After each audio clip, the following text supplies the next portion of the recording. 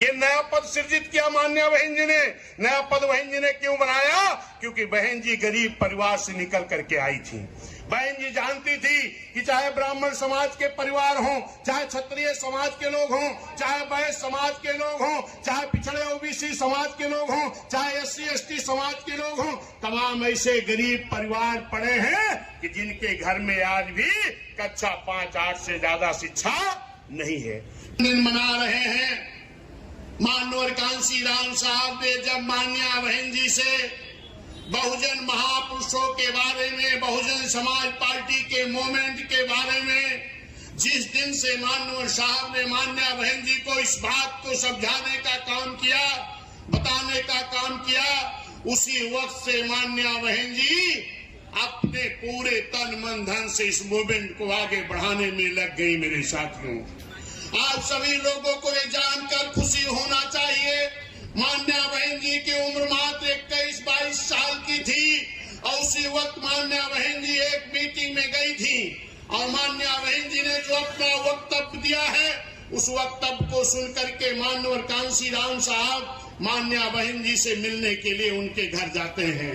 और जब मानवर कांसी राम साहब मान्या बहन जी के घर गए, उस वक्त रात का समय था, क्योंकि सभी बामसेब के लोग नौकरी से आने के बाद बहुजन मूवमेंट में काम करना शुरू करते थे। मेरे साथियों, मानवर कांसी राम साहब जब मान्या बहन जी के घर पहुंचे, मान्या बहन जी के पिताजी और माताजी ने जब देखा कि ये तो मानवर कांसी राम साहब मेरे घर आ गए हैं, क्योंकि मानवर साहब को वो लोग भी जानते थे, क्योंकि उनके पिताजी भी कर्मचारी थे। मेरे साथियों, मानवर साहब ने कहा कि मुझे आपकी बेटी से मिलना है। मेरे साथियों, उस वक्त भी मान्या बहन जी घर में बैठ करके पढ़ाई कर रही थी। मानवर कांसी राम साहब ने कहा, अगर इतनी देर रात तक आप पढ़ाई कर रही हो तो आपका कोई ना कोई मकसद होगा। मान्या बहन जी ने कहा, मेरा मकसद है कि मैं पढ़ाई लिखाई करके IAS बनूं, कलेक्टर बनूं और अपने गरीब समाज का भला करने का काम करूं। मानवर कांसी राम साहब ने कहा बहन जी से कि आप कलेक्टर बन करके गरीबों का भला नहीं कर सकती हैं, मैं आपको वो चीज बनाना चाहता हूं।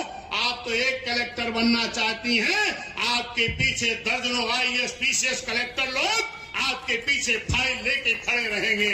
मान्या बहन जी जब मानवर साहब की बात को सुना, उसी दिन से मानवर कांसी राम साहब की बात को सुन करके 21-22 साल की उम्र में मान्या बहन जी ने बहुजन मूवमेंट में काम करना शुरू कर दिया। मेरे साथियों, कई साल काम करने के बाद में एक दिन बहन जी के माता पिता ने कहा मान्या बहन जी से कि आज कई दिन हो गया, कई साल हो गया, कई महीने हो गया, आप बहुजन मूवमेंट में रात दिन काम कर रही हो, आप नौकरी IAS बनना चाहती, वो भी आपने सपना छोड़ दिया है। मान्या बहन जी ने कहा, हम मानवर कांसी राम साहब के साथ बहुजन महापुरुषों का मूवमेंट आगे बढ़ाने के लिए अब काम कर रही हूँ। मेरे ये सम्मानित साथियों, उनकी माता और पिता ने कहा कि मैं आज आपसे कह रही हूँ, या तो मानवर कांसी राम साहब जिस मूवमेंट में काम कर रहे हैं, बहुजन मूवमेंट को छोड़ दो, और या तो मेरा घर छोड़ दो। मेरे साथियों, 22 साल की उम्र में उस बहन के ऊपर क्या बीती होगी जब उनके माँ और बाप ने कहा या तो बहुजन मूवमेंट में काम करो या तो मुझे छोड़ दो। लेकिन धन्य मान्या बहन जी, मान्या बहन जी थोड़ी देर बैठ के सोचती रही। उसके बाद मान्या बहन जी अपना कपड़ा समेटी और अपने माँ बाप से कहा, मैं गरीबों के सम्मान के लिए, बहुजन समाज विजन में महापुरुषों के लिए आज से इस घर को छोड़ करके जा रही हूँ। और जब तक इस समाज को न्याय नहीं मिल जाएगा तब तक मैं संघर्ष करती रहूंगी। जब तक इस देश का हुक्मरान बहुजन समाज नहीं बन जाएगा तब तक मैं काम करती रहूंगी। जब तक इस देश में बाबा साहब का संविधान पूरी तरह लागू नहीं हो जाएगा तब तक लगातार काम करती रहूंगी। अरे धन्य है बहन तुम्हारी माता जी कि आज भी मान्या बहन जी लगातार काम कर रही है आपके बीच में। देखे हैं कि सर हमारी सारी बातों पर बात किया, लेकिन देश विदेश से लोग आ रहे हैं अयोध्या में, लेकिन आप राम मंदिर पर बात नहीं किए, क्यों ऐसा? देखिए, बाबा साहब के संविधान में इस देश के विभिन्न धर्मों का जिक्र किया है।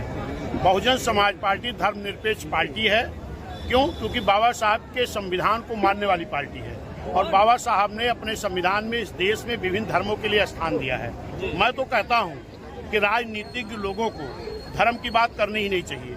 इनको बात करनी चाहिए नौजवानों को रोजगार कैसे मिलेगा, इनको बात करनी चाहिए हमारे बच्चों को शिक्षा कैसे मिलेगी, इनको बात करनी चाहिए इस देश में नौजवानों को दवाई कैसे मिलेगी, मरीज को दवाई कैसे मिलेगी, इस देश का विकास कैसे होगा, इस देश में भाईचारा पैदा कैसे होगा। इसलिए मैंने इस देश में भाईचारा पैदा करने के लिए, नौजवानों को रोजगार के लिए बहन जी ने जो अपने सरकार में योजनाएं चलाई थी जन कल्याणकारी, उसके बारे में मैंने बताने का काम किया है। जी 2024 की तैयारियां क्या है? 2024 की तैयारी में माननीय बहन जी ने पहले ही बोल दिया है कि अकेले दम पर चुनाव लड़ेंगे। जिस तरीके से 2007 में बहुजन समाज पार्टी बिना किसी दल के गठबंधन के, जनता के गठबंधन के बल पर इस देश के बड़े प्रदेश में पूर्ण बहुमत से सरकार बना चुकी है, बनाएगी नहीं, बना चुकी है।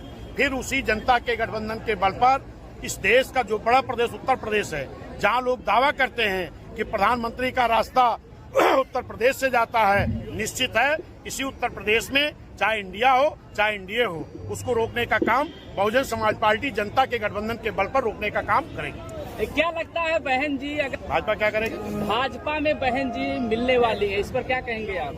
बहुजन समाज पार्टी कभी नहीं मिली है। आज तक भारतीय जनता पार्टी के समर्थन से हमारी सरकार चली है, कभी हम अपनी समर्थन से भाजपा सरकार नहीं चलाए हैं। यहाँ तक जो लोग बहुजन समाज पार्टी को भाजपा की बी टीम बनाते हैं, वो खुद ही भाजपा से मिले हुए हैं। बहुजन समाज पार्टी ही इस देश की एक इकलौती पार्टी है जिसने भाजपा की केंद्र की सरकार प्रधानमंत्री कुर्सी को एक ओर से गिरा चुकी है। ये पूरा पर्दाफाश है, हर लोग इसको जानते हैं। बहन जी का जन्मदिन अभी आप